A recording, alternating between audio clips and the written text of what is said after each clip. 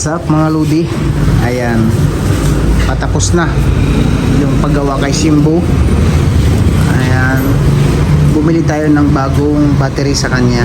Ayan yung brand niya. Ayan, nilagay na natin dito bagong battery para sa ating papalapit na endurance 900 km. And then yung shock, yung wrist power, ayan, nakabit na din natin yung bago. Wrist power. So ready na. And then yung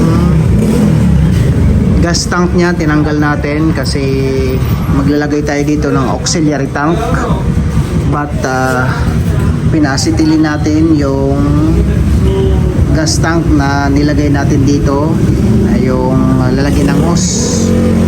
Ayan, tapos na. So